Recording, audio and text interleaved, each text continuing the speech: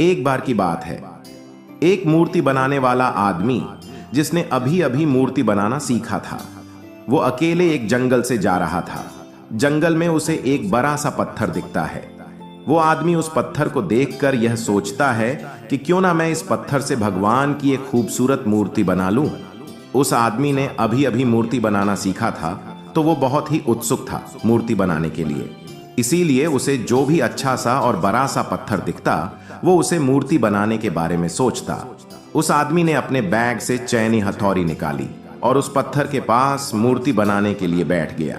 उसने जैसे ही उस पत्थर पर चैनी हथौड़ी से वार किया तो उस पत्थर से आवाज आई कि मुझे दर्द हो रहा है। वो आदमी आवाज सुनकर हैरान हो गया। उसने फिर से चैनी हथौड़ी से उस पत्थर पर वार किया तो फिर से उस पत्थर से आवाज आई कि मुझे दर्द हो रहा है। वो आदमी अपना सामान उठाकर वहां से चला गया और उस पत्थर को वहीं छोड़ दिया। थोड़ा आगे जाने के बाद उसे एक और बड़ा सा पत्थर दिखा। उसने फिर से उस पत्थर को मूर्ति बनाने का सोचा और अपना सामान निकालकर उस पत्थर पर वार करने लगा। उस पत्थर को भी दर्द हो रहा था, लेकिन वो पत्थर चुप रहा और दर्द को सहता रहा। थोड़ी देर के बाद उस मूर्ति बनाने वाले ने उस पत्थर से एक खूबसूरत मूर्ति बना दी। मूर्ति बनाने के बाद उसे वहीं छोड़कर आगे चला गया। वो एक गांव में पहुंचा तो उसे पता चला कि उस गांव में एक नया मंदिर बना है जहां पर भगवान की मूर्ति की जरूरत है।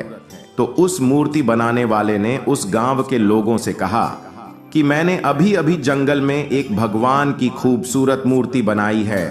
तुम कुछ लोग मिलकर जंगल में जाओ और उस मूर्ति को इस मंदिर में स्थापित कर दो। उस गांव के लोगों ने जंगल में जाकर मूर्ति लाई और उसे मंदिर में स्थापित कर दिया। मूर्ति रखने के बाद गांव के एक आदमी ने कहा कि मूर्ति का इंतजाम तो हो गया, लेकिन अब नारियल फोड़ने के लिए एक बड़े से पत्थर की जरूरत है। कभी उस मूर्ति बनाने वाले ने कहा कि तुमने जंगल में जहां से यह मूर्ति लाई है उसी रास्ते से थोड़ा आगे जाओगे तो तुम्हें वहां पर एक बड़ा सा पत्थर भी मिल जाएगा। गांव के लोगों ने उस पत्थर को भी लाकर मंदिर में नारियल फोड़ने के लिए रख दिया। एक दिन रात के समय मूर्ति और पत्थर आपस में बात कर रहे थे। पत्थर ने मूर्ति से कहा कि तू कितना खुश है, तेरी लोग पूजा करते हैं, तुझे सजाते हैं, मानते हैं और मुझ पर नारियल फोड़ते हैं। मुझे नारियल की वजह से दर्द होता है। तभी मूर्ति उस पत्थर से बोली, अगर उस दिन तो उस मूर्ति बनाने वाले का वार सहन कर लेता तो आज मेरी जगह तू होता और तेरी जगह मैं, लेकिन तूने वो वार सहन नहीं किया, इसलिए आज तुझ पर लोग नारियल फोड़ते हैं और मेरी पूजा करते। दोस्तों, किसी ने क्या खूब कहा है कि जिंदगी जीना आसान नहीं होता, बिना संघर्ष के कोई महान नहीं होता।